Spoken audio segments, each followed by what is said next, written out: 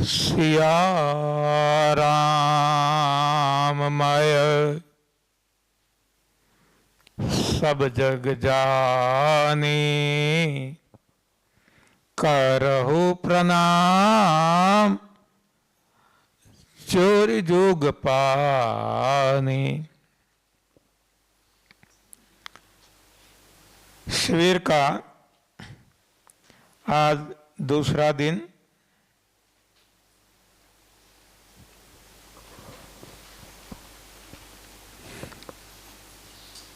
First session.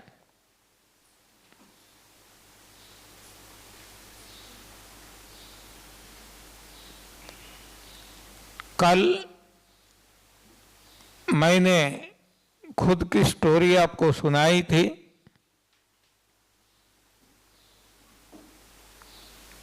कितना मैं रोगिष्ठ था, रोगों को हटाने के लिए मैंने क्या क्या नहीं किया, फिर भी रोग बढ़ते गए। एक समय आ गया कि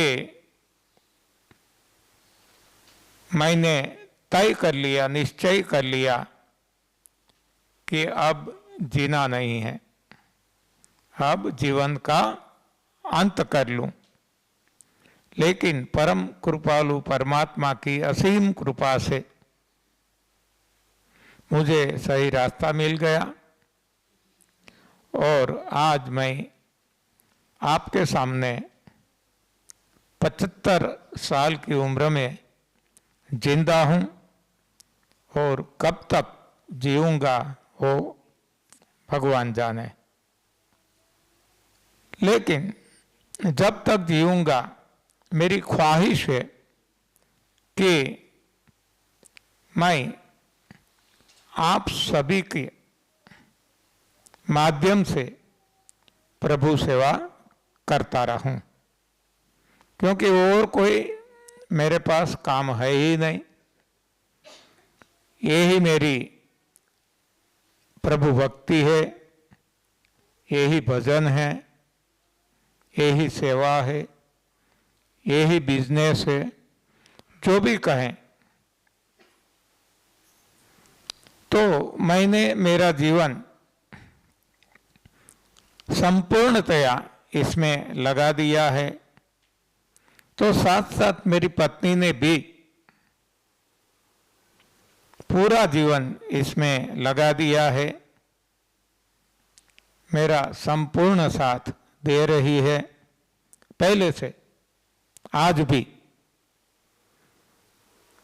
तो हम दोनों अति भाग्यवान हैं कि भगवान की कृपा हम दोनों पे इतनी उतरी है। हमें कोई इच्छा नहीं है, कोई आसक्ति नहीं है और न कुछ जरूरी भी है, जरूरत भी नहीं है। और जो भी जरूरत है, जरूरत से पहले भगवान हमें पहुंचा देते हैं। चाहे खाने की हो, चाहे पीने की हो, चाहे पहनने की हो, कोई भी चीज, तो हमें हमारे जीवन में कुछ भी कमी नहीं महसूस हो रही है। तो ऐसा जीवन हर किसी को मिले, ये हमारी शुभेच्छा है सभी के प्रति। वसुधैव कुटुंबकम। तो विश्व में हर कोई, केवल इंसान नहीं, हर कोई जीव हेल्थ, वेल्थ और हैप्पीनेस से जिए।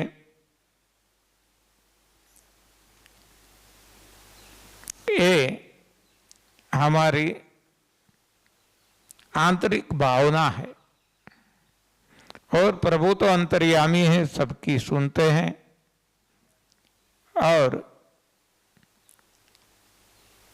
ये जो सही दिल की प्रार्थना है, इसको भगवान सुनकर इसकी परिपूर्ति भी करते हैं। आर्तनाद जो कहते हैं, आर्तनाद जरूरी है। एक जीभ से बोला जाता है, एक हृदय से। हृदय की वाणी भगवान को स्पर्श करती है, तो हृदय से कुछ भी बोला जाए तो तुरंत भगवान हाजिर हो जाते हैं, तुरंत। एक बार द्रौपदी का वस्त्रहरण हुआ। आप सभी को मालूम है, ये महाभारत का प्रसंग है।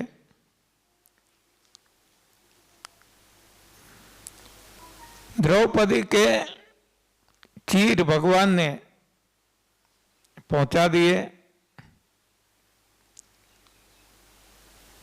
बाद में द्रौपदी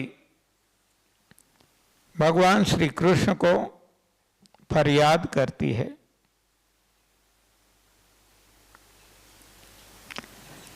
कि आपने इतनी देरी क्यों कर दी। भगवान ने बताया कि मैंने देरी की। द्रौपदी ने कहा कि क्यों नहीं, मेरा सब कुछ लूटा गया, बाद में आप पधारे। तब भगवान कहते हैं कि द्रौपदी जरा सोचो, दिल और दिमाग खुला करके मुझे जवाब दीजिए कि जब दुशासन ने आपके बाल पकड़ के घिसट के जो सभा में लाता था, तब आपने किसको याद किया था? तो द्रौपदी ने बताया, भीम को। भीम आपकी मदद में आया नहीं। बाद में अर्जुन को एक के बाद एक पांचों पांडवों का नाम दिया, कोई मदद में आया नहीं। बाद में वहां जो मौजूद थे दोनों के वडील भीष्म पितामह को, ये आपके मदद में आया नहीं। तो फिर द्रौपदी कहती है, मदद तो आपने ही की लेकिन देरी कर दी। तब भगवान कहते हैं, अभी भी आपकी समझ में नहीं आता। आपने जब तक दूसरे का सहारा रखा, दूसरे को बुलाती रही, तब तक मैं कैसे आता? जैसे ही तूने मुझे बुलाया, मैं तुरंत हाजिर हो गया। यह आर्तनाद है, सही दिल से उठी आवाज है। भगवान ने तो ये भी कहा कि मुझे तो पता ही था ये होने वाला है, तो मैं तो पहले से आ गया था। हाँ, और इतनी सारी साड़ियां का वजन हाथों में रखकर मेरी कलाइयां दुखने लगी। तो अब आप कहो कि किसने देरी की? तब द्रौपदी बताती है कि माफ करना, देरी मैंने की, गलती मेरी हो गई। तो जब सही दिल से हम प्रभु को आर्तनाद करते हैं, पुकारते हैं, भगवान हाजिरा हजूर है। एनीवे, तो आज से हम हमारी एनडीएस की यात्रा शुरू करेंगे। एनडीएस नाम आप जानते हैं, न्यू डाइट सिस्टम, नई भोजन प्रथा।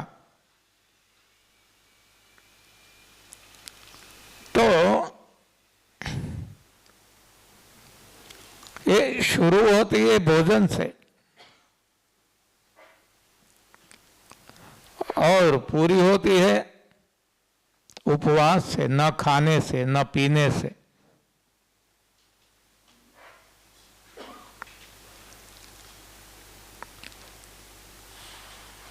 ये शुरू होती है शरीर से और पूरी होती है आत्मा से, परमात्मा से।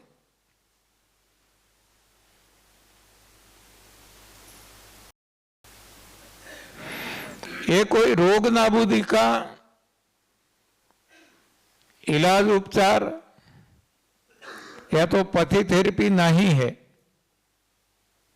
एक साधना है, प्रभु प्राप्ति का मार्ग है।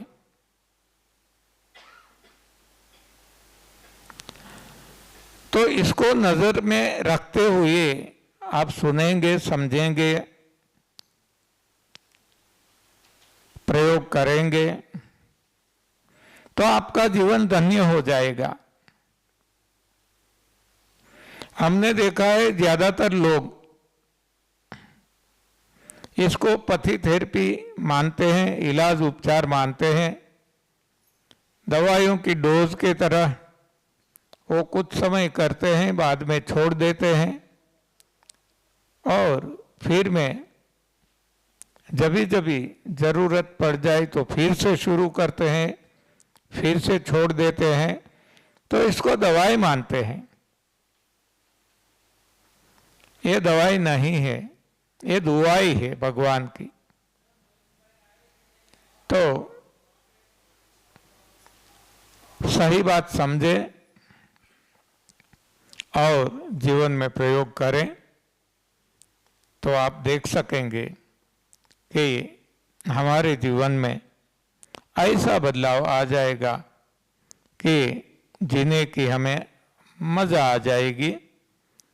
हम प्रभु भक्त हैं, भगवान के भक्त हैं, ऐसा लगेगा और नित्य आनंद में रहेंगे, अखंड आनंद में रहेंगे, निजानंद में रहेंगे, सहजानंद में रहेंगे, मुक्तानंद में रहेंगे। हाँ, ऐसी ये साधना है। तो इसका उपयोग भी उसी तरह करना। बाकी तो हर कोई की अपनी अपनी समझ, अपनी अपनी कक्षा, इसके हिसाब से सभी को परिणाम मिलता है। भक्ति तो हम सबको, हर कोई करते हैं, लेकिन मीराबाई सी भक्ति जिसने भी की उनको भगवान मिल गए, जबकि हमें भगवान नहीं मिलते, क्योंकि दोनों भक्ति में अंतर है। उसी तरह से आप यहाँ देखेंगे कि आप जितने यहाँ शिविरार्थी है सभी को एक सी सफलता नहीं मिलेगी। हाँ, 5 दिन के बाद आप देखना, किसी को 100% सफलता मिलती है, किसी को मोर देन 80, किसी को मोर देन 50 और कई कई लोग फेल होके भी जाएंगे। ये आपको तय करना है कि आपको कितने मार्क्स लाने हैं, अव्वल नंबर पे आना है या तो फेल होके जाना है, आपके हाथ में है। जैसे कि स्कूल में बच्चों को पढ़ाने वाले शिक्षक तो एक हिस्सा पढ़ाते हैं, लेकिन बच्चे की अपनी मानसिकता के हिसाब से कोई अव्वल नंबर लाता है और कोई फेल भी होता है। सभी जगह ऐसा होता है, हर कोई फील्ड में, चाहे भक्ति का क्षेत्र हो, चाहे ये पढ़ने का हो, चाहे धन संपत्ति कमाने का हो, कोई भी क्षेत्र में ये बात लागू होती है। तो आज जो आप यहाँ आए हैं, मेरे हिसाब से, मेरे ख्याल से ज़्यादातर लोग कोई न कोई अपने जो रोग है उसको ठीक करने के लिए आए हैं। किसी ने ठीक कर लिया है यूट्यूब के जरिए या तो और किसी के कहने से, तो उनको आगे जानकारी वो लेना चाहते हैं, तो इस हिसाब से आए हैं, ऐसा मेरा मानना है। जो भी हो, तो हम सब जानते हैं कि पहला सुख निरोगी काया, पहला सुख निरोगी काया। तो काया को निरोगी कैसे रखें? जब काया ही निरोगी नहीं है तो हम कुछ भी नहीं कर पाएंगे, भक्ति भी नहीं कर पाएंगे, अर्थ उपार्जन भी नहीं कर पाएंगे, कुछ हाँ जीने की ही तमन्ना नहीं रहेगी। तो पहला सुख निरोगी काया। तो काया को निरोगी कैसे रखें, इसकी बात, हाँ ये बात आज हम करेंगे। काया यानी देह,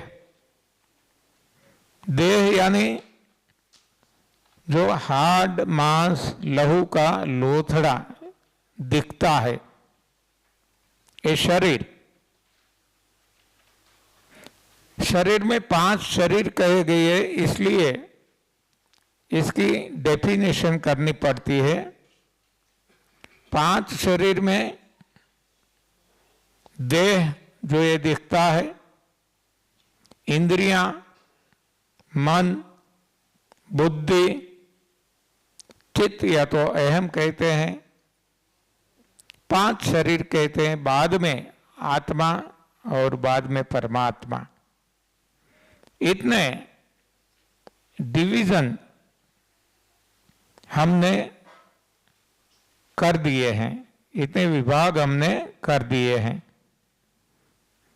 तो जो देह है हमारा, ये जो दिखता है वो पंच तत्वों से बना है, हम जानते हैं। कौन से पंच तत्व, वो भी हम जानते हैं। पृथ्वी, जल, अग्नि, वायु, आकाश। तो ये 5 तत्व, इससे सारा ब्रह्मांड बना है। और जो ब्रह्मांड है सो पिंडे, यानी कि वो ही 5 तत्वों से हमारा देह बना है। ये 5 तत्व हमें कैसे मिलता है, हमारे देह को कैसे मिलता है? ये भोजन से मिलता है। जो हम खाते हैं, पीते हैं, हवा लेते हैं, ये सारा हमारा भोजन है। ये भोजन से हमें 5 तत्व मिलते हैं। तो अब स्वयं स्पष्ट है कि 5 तत्व यदि सही है तो हमारा देह सही रहेगा, सही ढंग से कार्य कर सकेगा।